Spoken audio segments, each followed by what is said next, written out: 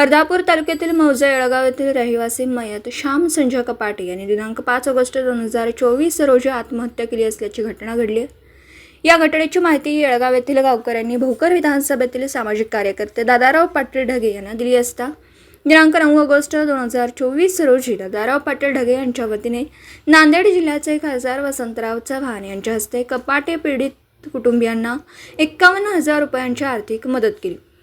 यावेळी उपस्थित असलेले नांदेड जिल्हा काँग्रेस कमिटीचे जिल्हाध्यक्ष BR कदम, जिल्हा बँकेचे संचालक बाळासाहेब पाटील रावणगावकर, पप्पू पाटील कोंडेकर, काँग्रेस जिल्हा प्रवक्ता सुभाष लोणे, शिवसेना तालुका प्रमुख संतोष पाटील कपाटे, माजी उपसभापती अशोक पाटील कपाटे, शेरू पठाण, माजी सरपंच बाबूराव कपाटे, सदाशिव कपाटे, कैलास कपाटे, मदन कपाटे इत्यादी गावातील नागरिक उपस्थित होते। दिवसभरातील घडामोडींचा आढावा घेण्यासाठी पाहत रहा N24 मराठी न्यूज चॅनल।